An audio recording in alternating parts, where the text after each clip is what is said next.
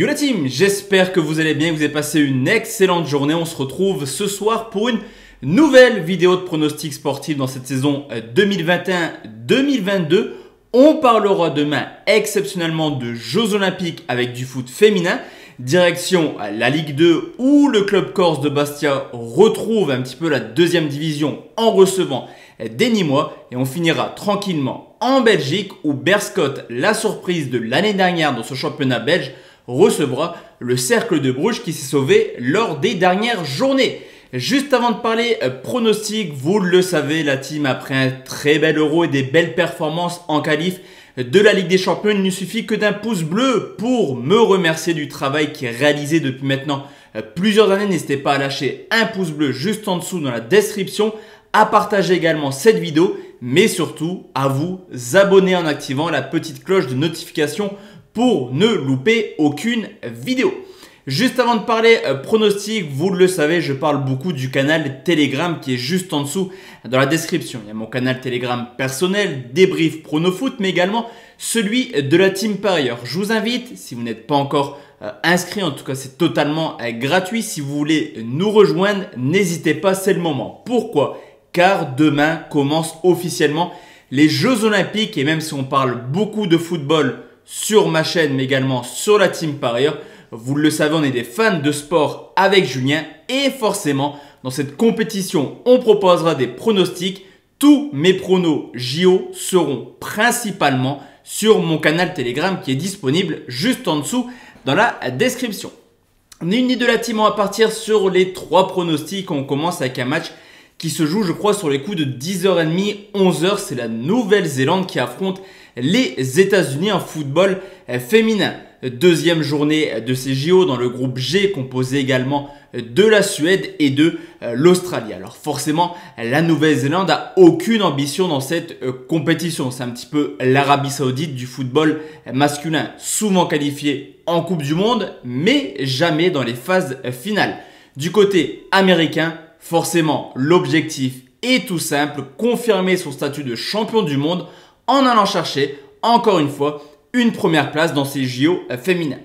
La compétition a très mal commencé pour la Nouvelle-Zélande, défaite 2-1 contre l'Australie. Et c'est un petit peu la routine actuellement, les défaites pour les Nouvelles-Zélandaises. Dans le sens où sur les 10 derniers matchs, un petit match nul pour 9 défaites et seulement 4 buts marqués.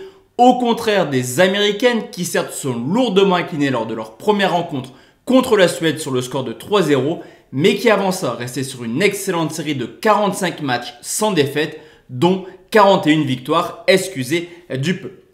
Historiquement, on peut également constater que forcément la Nouvelle-Zélande est régulièrement qualifiée pour les JO, mais qu'en phase de poule, c'est pas forcément la folie. 2 victoires, 1 nul, 6 défaites, 2 victoires contre des nations mineures du football féminin, je pense au Cameroun, mais également à la Colombie, au contraire des Américaines qui ont toujours passé ces phases finales et qui ont également battu 2 fois la Nouvelle-Zélande, 2 fois sur le score de 2-0 en 2016, mais également en 2012.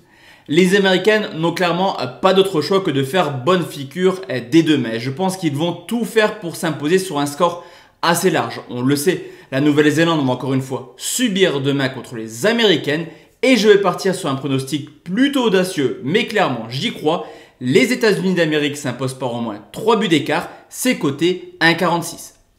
Deuxième pronostic, la team on va aller en Ligue 2. Et juste avant de parler de cette rencontre qui oppose Bastia et Nîmes, aux dernières infos, il y a pas mal de cas de Covid du côté de Bastia qui est un élément clairement déterminant dans mon choix de pronostic. Au niveau des transferts, on peut quand même constater que Bastia s'est plutôt bien renforcé avec principalement des joueurs libres qui viennent de Ligue 1. Au contraire de Nîmes qui forcément en descendant a dû réduire sa masse salariale. 2 départs pas anodins, clairement René qui retourne à Dijon, le gardien, et surtout Ripart, l'un des meilleurs Nîmois l'année dernière.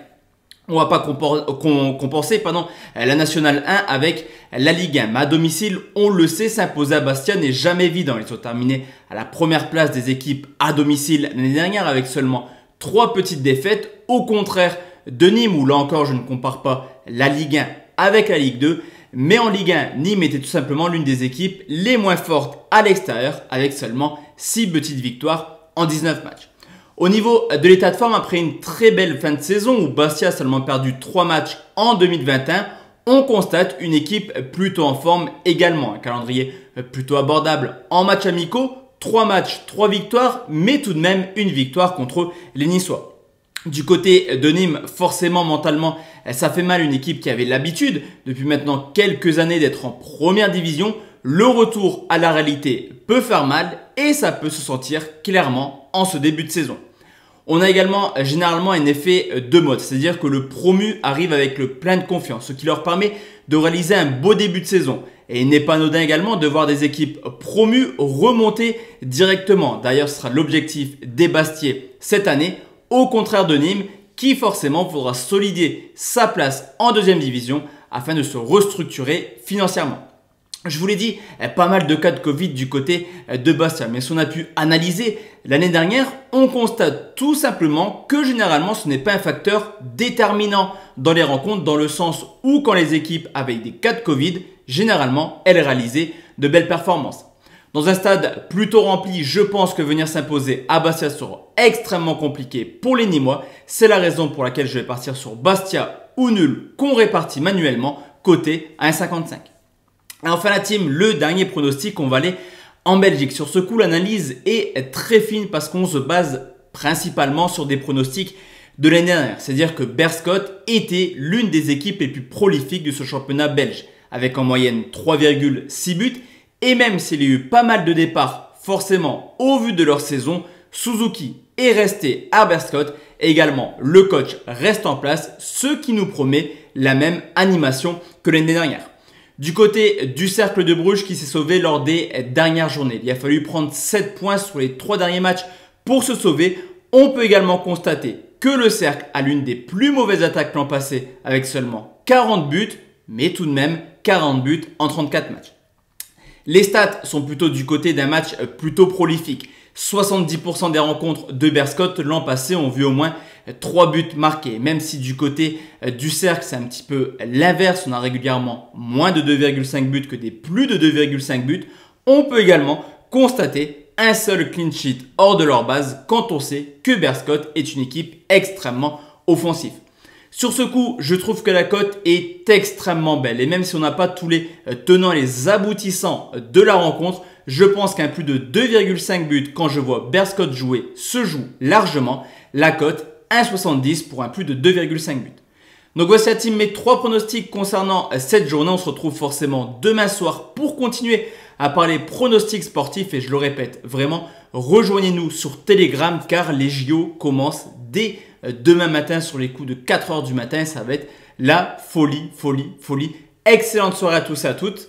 Ciao, ciao.